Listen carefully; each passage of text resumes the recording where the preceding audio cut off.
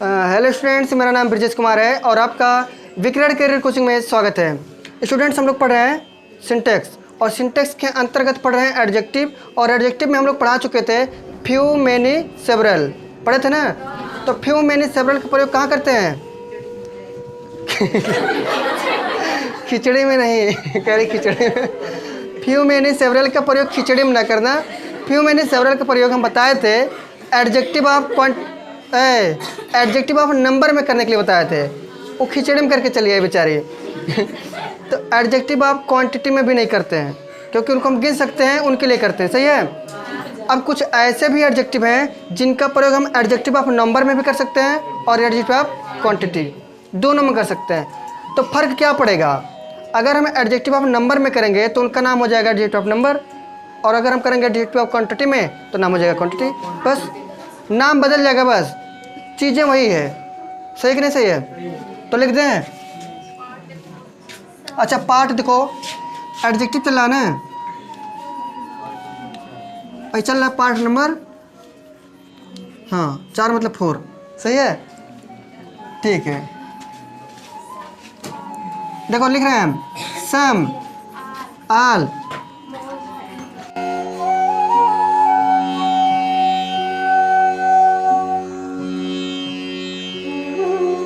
सकते हैं।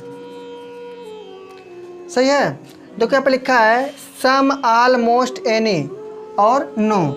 आज एडजेक्टिव दोनों अर्थों में प्रयोग कर सकते हैं, चाहे हम काउंटेबल करें यानी जिसको हम गिन सकते हैं उनके साथ में, और जिनको नहीं गिन सकते हैं उनके साथ में। तो यहाँ लिखा है अर्थात एडजेक्टिव ऑफ नंबर तथा एडजेक्टिव ऑफ क्वांटिटी दोनों अर्थों में कर सकते हैं। कोई दिक्कत? यही सब है, ये दोनों में आते हैं। खाली इनका जब प्रयोग होगा क्वांटिटी, जिनको हम नहीं गिन सकते हैं उनके साथ होगा तो एडजेक्टिव ऑफ क्वांटिटी कहलाएगा, और जिनको गिन सकते हैं एडजेक्टिव ऑफ नंबर कहलाएगा। बस एग्जाम्पल दें। There are no passenger on the booking window. सही है। तो लिखा है there are no passenger on the booking window. अब एक बात, तो यहाँ पे नो का प्रयोग किया गया ना, और यहाँ पैसेंजर को गिन सकते हो कि नहीं गिन सकते हो? यात्रियों को गिन सकते हो ना। तो ये क्या है? एडजेक्टिव ऑफ किस में यूज हुआ है? Adjective of number. तो यहाँ पे हम लिख रहे हैं एन, लिख दे रहे हैं एडजेक्टिव ऑफ नंबर, है कि नहीं?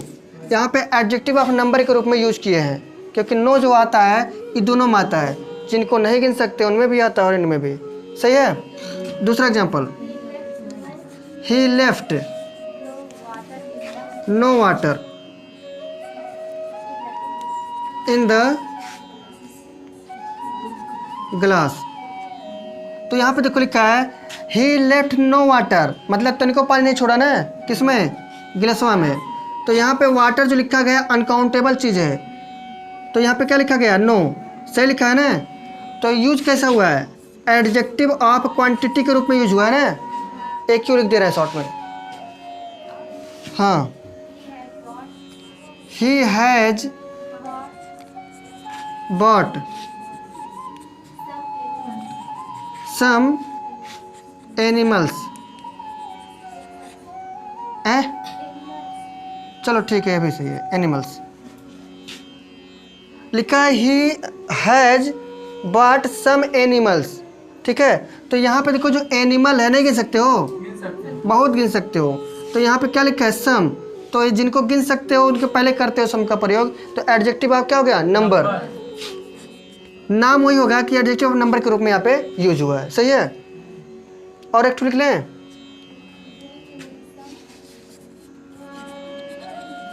ब्रिंग मी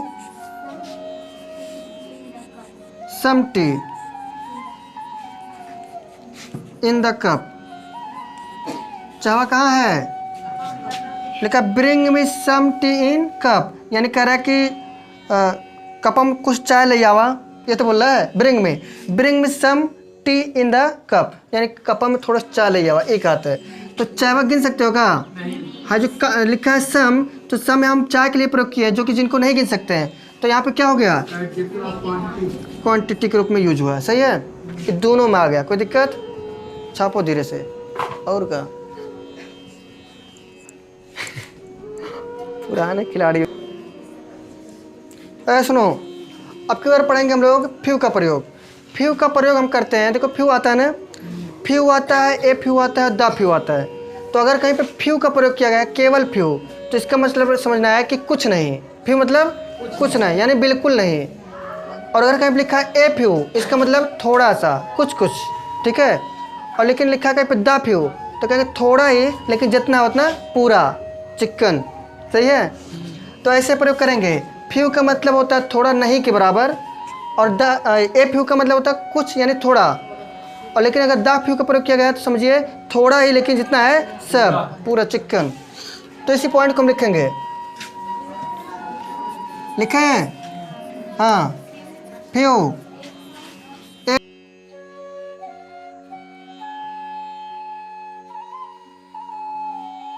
भाई देखो, जिनको हम गिन सकते हैं उन्हीं के साथ प्रयोग होगा, काउंटेबल चीज़ें हैं। अगर फ्यू का प्रयोग किया गया है तो समझिए जिनको हम गिन सकते हैं उसी के लिए प्रयोग होता है। जिनको नहीं गिन सकते उनके लिए हम लिटिल का प्रयोग करते हैं, आगे पढ़ेंगे, सही है। तो लिखा few, a few and the few का प्रयोग, और ए सभी एडजेक्टिव ऑफ नंबर हैं, अतः इनका प्रयोग काउंटेबल नाउन के साथ होता है। अभी बात आती है हम ए फ्यू का कब कब प्रयोग करें, तो हम लिखते हैं ए फ्यू, सॉरी फ्यू। देखो फ्यू जो हमारा सेंस देता है ना, फ्यू नकारात्मक सेंस देता है, नकारात्मक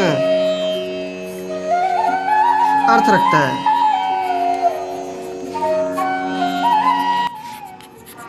अर्थात नहीं के बराबर, यानी जो हमारे यहाँ फ्यू है वो बताता है कोई चीज़ नहीं के बराबर, यानी बहुत कम, सही है, नहीं के बराबर। इसी को हम लिखते हैं हार्डली भी लिखते हैं, स्कार्सली भी लिखते हैं, ठीक है, नहीं के बराबर। तो इसका मतलब पता चल गया ना, वहाँ लिखें फ्यू नकारात्मक अर्थ रखता है, अर्थात इसका अर्थ जो मिलता है नहीं के बराबर होता है। एग्जाम्पल लिखें, ही has few friends in the college. अब इसका क्या मतलब हुआ, लिखा ही has few friends in the college, मतलब क्या हुआ, फ्यू का प्रयोग यही बताया गया कि नहीं के बराबर। तो लिखा ही has few friends in the college, कॉलेजवा में इनका कोई मित्र नहीं है, सही है, इनका कोई मित्र कॉलेज में नहीं है, एकदम अकेले हैं बेचारे। जैसे एन्निया थी, 10 में पढ़ोगे एन्नी, है नहीं, अरे डायरी लिखती है बेचारी, नहीं भूल गए तुम लोग, ठीक है।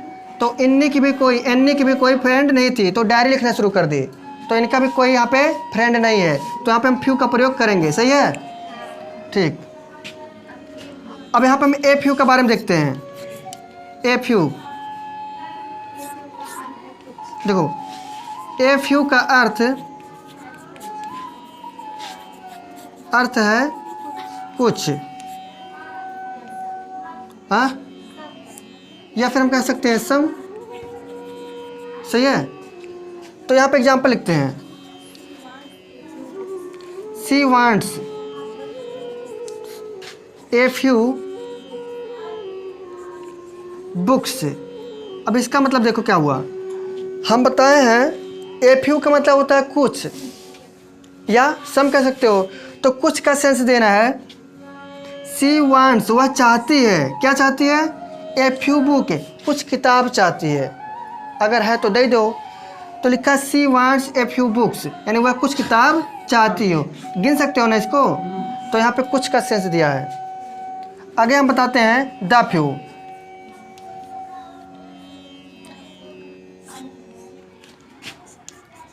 द फ्यू अर्थ है, हाँ, थोड़े, किंतु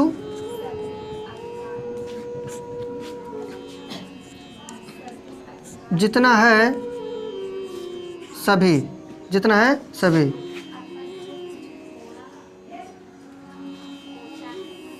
बस काफ़ी है। अर्थ है थोड़े किंतु जितना है सभी, काफ़ी है इतना, सही है ना, बन गया। तो लिखा है द फ्यू का अर्थ थोड़े किंतु जितना है उतना सभी। आप इसको ऐसे भी लिख सकते हो कि not many but all there are. Not many मतलब ज़्यादा नहीं लेकिन जितना है उतना सब। ठीक है, एग्जाम्पल दें। द फ्यू का मतलब होता है थोड़ा किंतु जितना है सब। एग्जाम्पल दें। The few words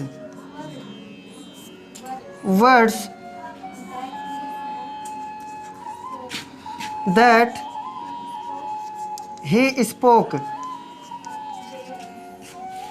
were sincere। तो लिखा है the few words that he spoke were sincere. मतलब क्या हुआ, the few words that he spoke, वह जितना भी या फिर जो भी शब्द बोला, वह जो भी शब्द बोला क्या था, वो सब सच्चे थे, सही थे, शुद्ध थे। सिंसियर मतलब होता है सही, शुद्ध। वह ज़्यादा नहीं बोला लेकिन जितना बोला वो क्या था, उतना शुद्ध बोला। सही नहीं, कुछ लोग कम बोलते हैं, कहते हैं तो उसमें ये कहा जाता है कम बोलो ज़्यादा समझो। तो वही बात है, जितना बोला उतना सभी सही बोला। हम ये कहते हैं कि तुम लोग कम पढ़ो लेकिन जितना पढ़ो अच्छे से पढ़ो। हम नहीं कहते 4 घंटा पढ़ो, 1 घंटा पढ़ो, लेकिन ऐसा पढ़ो कि 4 घंटा लपेट लो के में। सही है, आया कि नहीं समझ में। तो हम यहाँ पे क्रम से देख रहे हैं फ्यू का प्रयोग, ए फ्यू का प्रयोग, द फ्यू का प्रयोग। ये सभी एडजेक्टिव ऑफ नंबर हैं जिनको हम गिन सकते हैं, उन्हीं के साथ में प्रयोग करते हैं। और फ्यू का प्रयोग होता है नकारात्मक अर्थ देता है, यानी नहीं के बराबर। लिखा है ही has few friends in the college, यानी कॉलेजों में उनका कोई मित्र नहीं है। ए फ्यू का मतलब होता है कुछ या सम। तो यहाँ पे जहाँ पे कुछ सेंस देना होगा वहाँ पे प्रयोग करेंगे ए फ्यू का। सी वांट्स ए फ्यू बुक्स, वह कुछ किताब चाहती है।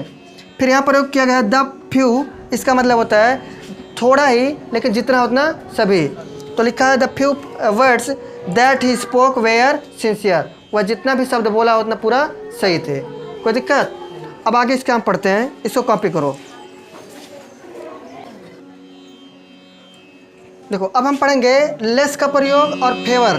लेस और फेवर का प्रयोग कब करें, तो लेस का मतलब होता है कम और फेवर का मतलब भी होता है कम से कम। ठीक है, लेस का प्रयोग हम लोग करते हैं जब जिनको नहीं गिन सकते हैं, यानी अनकाउंटेबल के साथ। जैसे अभी वाटर के साथ हम कर सकते हैं, ठीक है, यानी अनकाउंटेबल चीज़ के साथ करते हैं लेस का प्रयोग।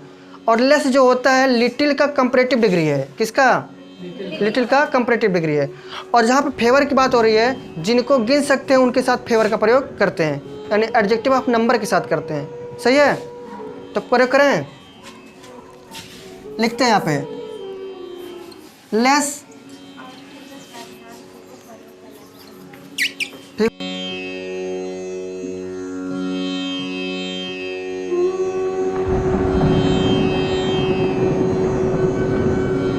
सही है ना। वही चीज़ बोले हैं कि भैया जो लेस है वो लिटिल का कंपैरेटिव डिग्री है और एक क्वांटिटी बताता है, यानी मात्रा बताता है जिनको गिन नहीं सकते हैं। लेकिन फेवर का प्रयोग हम संख्या बताता है, जो जिनको हम गिन सकते हैं उनके साथ फेवर का प्रयोग करते हैं। सही है। अब यहाँ पे हम लिखते हैं एग्जाम्पल, नो लेस देन।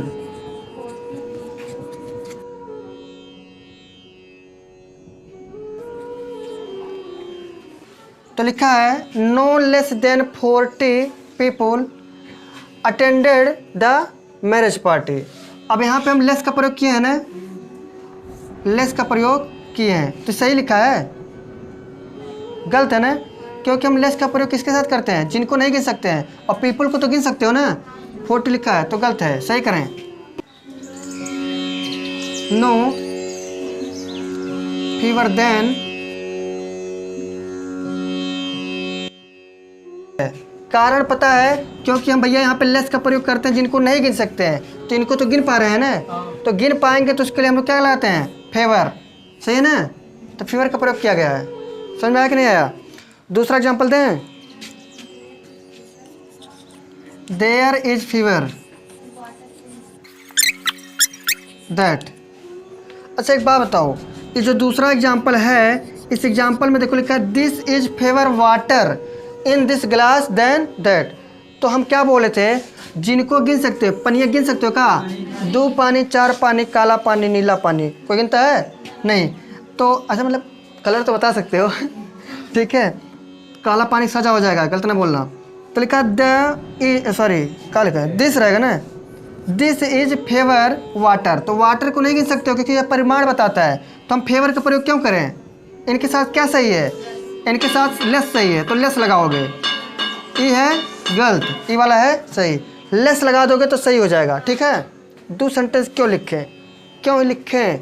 चाक खत्म हो गया, कॉपी करो इसको उतारो। लिटिल का कंपैरेटिव लेस है। अब ये समझ लो, जब लिटिल का कंपैरेटिव लेस है तो हम यहाँ पे जो लेस का प्रयोग क्वांटिटी बता रहा है, तो लिटिल का जब प्रयोग करेंगे वो भी क्वांटिटी ही बताएगा। अभी लिटिल पढ़ेंगे, ए लिटिल पढ़ेंगे, द लिटिल पढ़ेंगे, तो जैसे यहाँ पे गिनने के लिए प्रयोग हो रहा है ये सब चीज़ें। अभी क्या बोले थे, फ्यू या फ्यू द फ्यू, वो काउंटेबल बताता है, और लिटिल का प्रयोग जिनको नहीं गिन सकते उसके लिए। ठीक है, ख़त्म करें?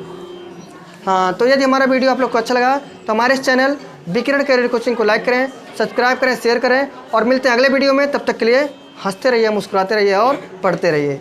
जय हिंद।